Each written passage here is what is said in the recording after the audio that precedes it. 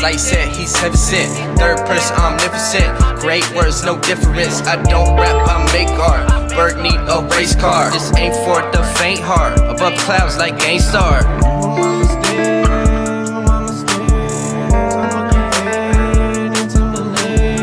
That's in my blood. That's in my blood. This is episode 5 of the Slightlee Daily Podcast. I'm Brendan Austin Timberlake. It's just me today. I do not have a guest. I have a few topics that I want to get into today. It's Friday. But before I get into the topics that I want to talk about today, I just want to say thanks to everyone who has shown support in any way. I'm not going to give you the full rundown and list of thanks for this and that and the other. But if you've shown support in any way, thank you very much. Just in case you didn't know, the best ways to stay connected are to follow me at Slightlee Daily on every social media account, YouTube included. I just recently added if you go to the homepage, I just recently added a direct link. You just click on the little YouTube icon at the top. I added a direct link to the YouTube page. I'm going to be eventually adding audio only versions of the podcast real soon. I got to figure that out. It's not too hard. I just got to do it. And just make sure you like, subscribe, all that stuff, comment. If you want to show support, you will. I mean, if you want to stay connected, then you will. All right, so let's get into it. The first thing I want to talk about is I don't want to get too much into this, and you'll see why once I make my points about it, but I do want to talk about Juice WRLD's death. So before I really get into this, I just want to say that I'm not using this as like clickbait or anything. That's kind of what I want to talk about is when a tragedy or like a rapper dies or something, it's becoming like a trend on social media and Twitter and Instagram and stuff to where you like use that person's name for clickbait, and it's kind of disturbing and disgusting. And I've been seeing a lot of a lot of memes being posted that are in very, very poor taste. And I think that's just absolutely disgusting because, yes, he was Juice WRLD to you, but he was also a grandson and a cousin and a friend and a brother and a boyfriend. And who knows, he might have been a father one day, and now he won't be, and he was so young. But I don't want to talk about this too much because, I mean, there's not really much to it. I really just want to say, rest in peace to Juice WRLD. He was 21. I got to see him at Bonnaroo this year, which I feel very thankful for that. Because he had such a short career. I mean, I'm sure he toured a lot and had a lot of shows, but a lot of his fans didn't have a chance to see him, and thankfully I was able to. But really, I wanted to talk about him first and foremost, just to kind of tell you guys, like, wake up, like, stop trying to use people's name for clickbait, especially whenever someone dies, and stop trying to like create an argument over like, oh, he should have done this or that. Well, like, I mean, that's not your place. So I'm going to move into football for a little bit on a lighter subject. It's football season. It's still football season for the next few weeks, but it's definitely getting down to the end, and there's a lot of teams in the NFL and in college who were completely out of it, and then there's a lot of teams who are right there. As far as the college football playoff, last weekend, everything kind of finalized. You got Ohio State at the 1, right? Ohio State's 1, right? Yeah, no, LSU, my fault. LSU is 1, duh. They've beaten like 5 top 10 teams this year, which is absolutely insane. And they have Joe Burrow, who's probably going to win the Heisman. But you got LSU at the 1, Ohio State at the 2, Clemson at the 3, and then Oklahoma at the 4. And the top 3 teams, those are the only undefeated teams left in the country. And my personal opinion, LSU looks the best out of all those. Like I just said, they've beaten a lot of top, not just ranked teams, a lot of top 10 teams. Let's count them. We got number 9 Texas, number 7 Florida, number 9 Auburn, number 3 Alabama, and then in the SEC championship they beat number 4 Georgia. So they have 5 top 10 wins this year. I mean, they have the most impressive resume. I mean, to a non-sports fan, you tell them, hey, they've beaten 5 top 10 teams, you would think, wow, that's pretty good, even though I don't know much about sports. And then Ohio State, they have two players who are, nominated for the Heisman race.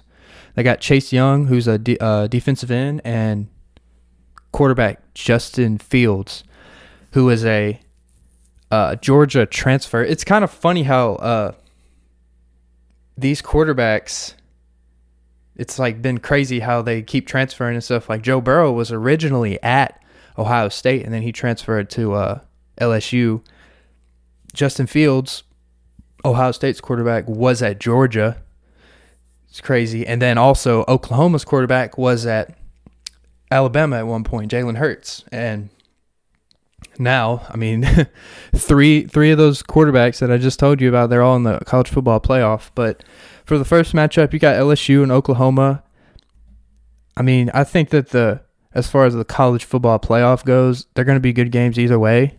But I really do think LSU is going to win that game. I mean, they're solid. I really think Joe Burrow is going to win the Heisman. He's got he set the record this year for most passing touchdowns in the SEC. I mean, think about how many great quarterbacks that came out of the SEC. And then you got Ohio State and Clemson. That's a toss-up to me. At the beginning of the year, Clemson was number 1. They're the defending national champions. They looked a little shaky, but at the beginning of the year, everyone was like, oh, this isn't the Clemson from last year, blah, blah, blah. Trevor Lawrence, their quarterback, was throwing a lot of interceptions. But, I mean, you look now, they're 13-0. They've won all their games. And then Ohio State, same. I mean, they've won all their games too by a lot. But, yeah, the college football playoff, I just kind of wanted to get into that a bit. And then more locally, because, if you don't know, which most of you, I'm going to assume that 9 out of 10 of you are from Tennessee, if you know me or if you know about this podcast. But I do want to talk about Memphis. Their football team's having a spectacular year. They're 12-1. They play in the Cotton Bowl against, Penn State. I mean, they're having a great year. Win or lose this game, the fact that they're in this game means a lot. Obviously, MT didn't make a bowl. They went 4-8 this year. They had like something like 20-something injuries. So, I mean, it was a rough year for them. But Asher O'Hara did get Conference USA Breakout Player of the Year. And then there was a couple other players who made the all-conference teams. Let's see who. Oh, yeah, the Vols, UT Vols. They really made a big comeback this year. They started out the year 1-3. Eventually, how everyone was talking all this crap about them. Oh, they lost to Georgia State. They lost to BYU at home. Well, they made a comeback, and now they're playing in the Gator Bowl against Indiana. But it does come with a little bit of drama because originally they were supposed to play in the Music City Bowl in Nashville. Think about that. That would sell out so quick. But for some reason, the Vols didn't want to play in Nashville. They didn't want to play in the Music City Bowl. I guess, it wasn't big enough for them. But, I mean, them finishing 7-5 is a down year for Vol fans. But, I mean, the way that it started, I feel like they should have just took with, they shouldn't have been super picky about that. But, whatever. But them choosing not to go to the Music City Bowl then made Kentucky join the Music City Bowl because apparently they were supposed to join another bowl, blah, blah, blah. But that's just kind of funny to think. I mean, you start at the year 1-3, you lose to a Sun Belt team, and by the end of the year, you're complaining about which bowl you're going to. whatever. All right, now I want to talk about the NFL playoffs, and more specifically the Titans. They are right now on a very hot streak. They are playing very well. I think they're 7-1 in their last 8 games since Ryan Tannehill became the quarterback. They got 3 games left. I think, yeah. They got 3 games left. 2 against the Texans and 1 against the Saints at home. They play the Texans at home once. They play them away once, and then they got the Saints at home. Now, basically, if the Titans win these 3 games, they're in the playoffs 100%. Because right now it's a tie between Houston and Tennessee. Houston's looked pretty good. They have the same record as us, 8-5. But yeah, like I just said, this is a year that people didn't realize. But the Titans, they're streaking the last half of the year, and for the casual football fans out there, people who live in Tennessee, you at least hear about the Titans, whether you like it or not, but you hear about them, and they're in the playoff hunt. They could go to the playoffs, which is wild because they didn't start off too hot. And Ryan Tannehill is currently leading the league in passer rating, which is basically a rating like 1 to 20 something. 1 to 120 something. Like the highest you can go, I think, is like 153, and that's just like if you're perfect.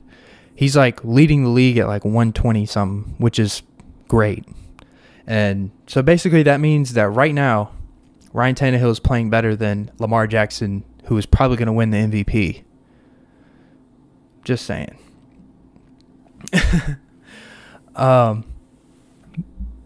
Before I get right into this next, I just want to say follow at Slightlee Daily and go to slightlydaily.com. Also follow me on Apple Music at Slightlee Daily.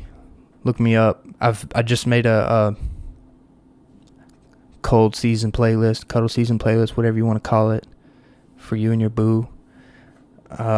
I'm going to be making a Christmas playlist. I'm going to put it out this weekend. It's going to be the greatest Christmas song playlist ever. I'm talking Justin Bieber, NSYNC. I'm talking Mariah Carey, all that. Now, I want to talk about the fact that it's Friday night. And I'm sitting here in front of this camera. But no, I want to talk about, there's 2 award shows this weekend. The Gaming Awards, which I'm sure a lot of you didn't even know that exists, because I don't believe I did until I saw it on Twitter. And believe it or not, a lot of your big time streamers and stuff came away with nothing. Like Courage JD, he didn't win anything, which is crazy to me. Yeah, also it's Friday the 13th, which is very, very spooky. And I'm going to try and post this on Friday the 13th. I'm going to try and get this done. But yeah, Courage JD, he didn't win anything. Which, you think he's very entertaining. I mean, he's good at games, but like he's very entertaining. A couple of the big names who won for audio design, which if you've played the game, Call of Duty Modern Warfare won the audio design award. If you play Call of Duty, you notice how great it sounds. It's very detailed. I don't know. It's hard to explain. I would say one thing that's kind of about it is the voice chat thing, but as far as the game sounds, I could see why it totally won. Content creator of the game. So this is who was nominated: Courage, Dr. Lupo, Ewok, Gref G, I don't know who that is, and then Shroud. That was content creator of the year for all games, all platforms, and Shroud won, which I'm personally not a fan of him, but I know he has a huge following. And then esports, which is like the professional gaming league, they had their own like categories, and the esports game of the year was League of Legends. And it went up against Fortnite, Overwatch, Dota 2, and Counter-Strike. Yeah, which Connor's looking at me crazy because, like, yeah, I know League of Legends is a huge game, but, like, it won over Fortnite and Overwatch. You see Overwatch on ESPN. Like that's what?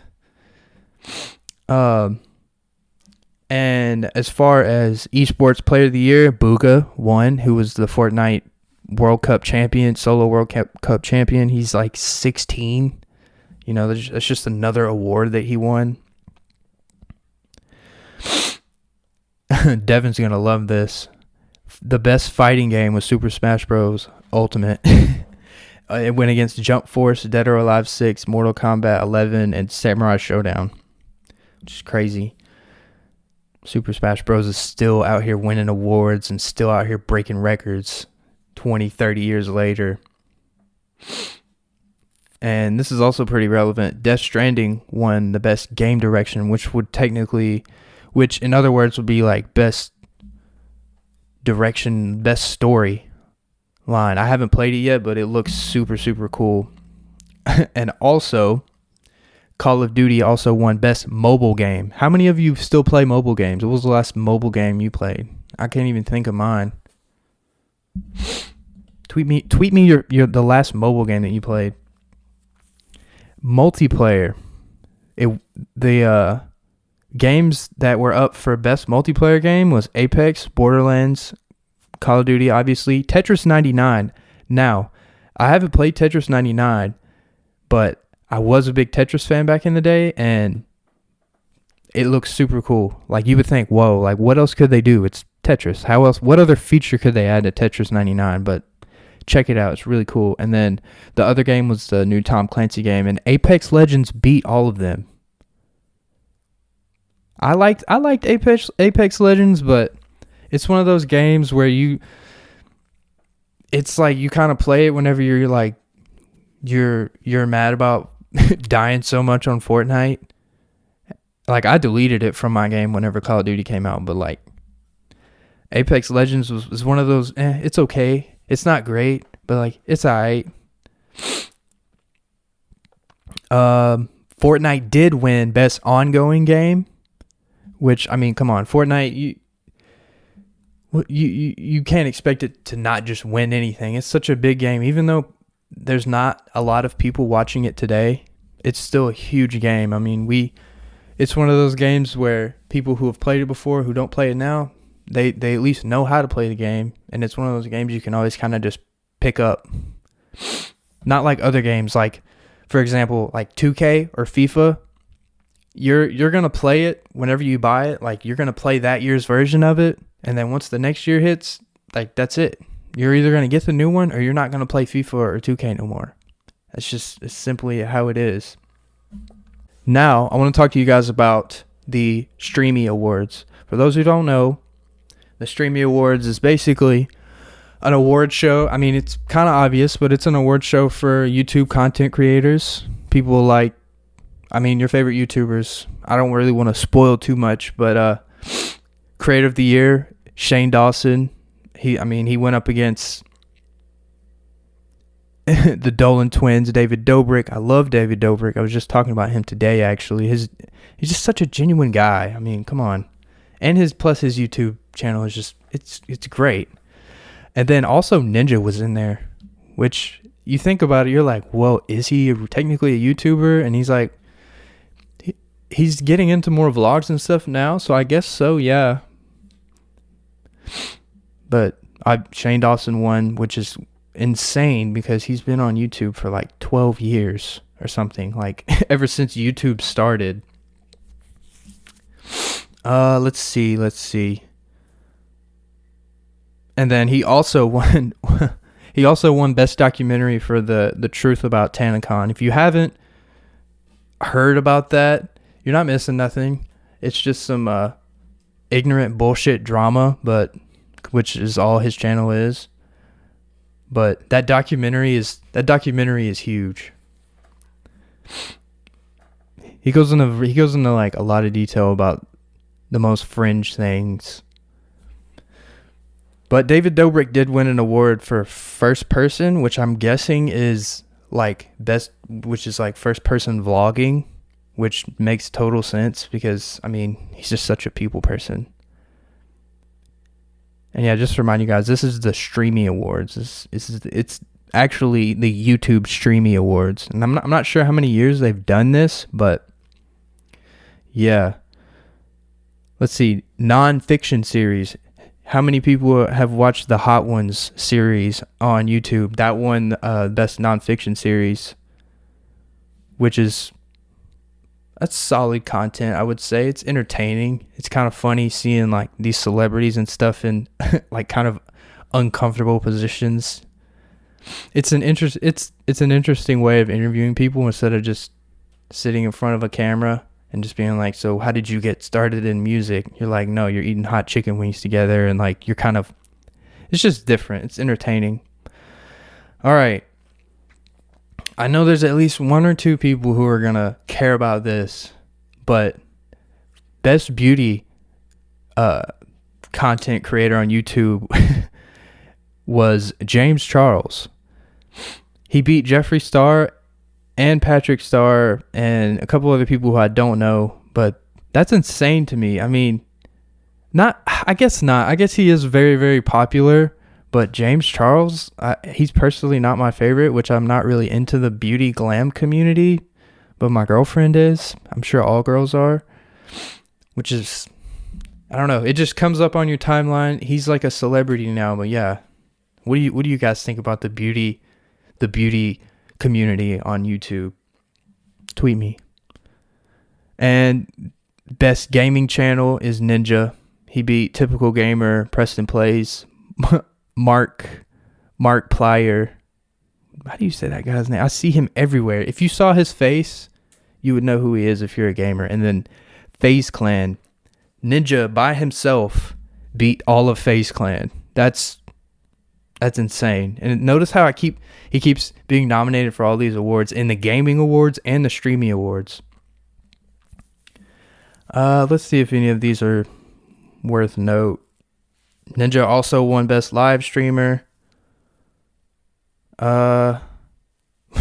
This to me is random. Best breakthrough artist was Marshmello. Now, correct me if I'm wrong, but I'm pretty sure Marshmello's been making music for some years now. I guess maybe he just got into YouTube. Strange. Before I get off here, I just want to remind you guys that there are many, many ways for you to stay connected. This is episode 5 of the Slightly Daily Podcast. I'm gonna have more guests on here. I'm trying to get more comfortable in front of this camera. This is something that my spirit just keeps telling me that I need to do, is try and learn how to make podcasts and get back into my YouTube stuff. Whenever I make these solo videos, they're going to be much shorter than like a full-length feature podcast. We're like 23 minutes. But yeah, this is the Slightly Daily Podcast for now. That's what it's called for now. I might change it one day. I don't know. Follow me at Slightly Daily. It's very, very simple and easy. It should be in the watermark up there. If I don't forget, which I'm not sure if anyone has noticed, but 2 of the vlogs, I forgot to put that in there. 2 of the, not vlogs, podcasts. And I also, speaking of vlogs, I also re-uploaded, I guess, some old vlogs I had from Bonnaroo and Bonnaroo 2018 and a couple other random vlogs I did. Go check those out. Subscribe to my YouTube channel. If you want to be on this show, this podcast, come sit in the chair. Contact me in any way. It's 2019. If you, like I just said at the beginning of the video, if you want to get connected, you will. I mean, simple as that. This is the Slightly Daily Podcast, episode number 5. Thank you for watching.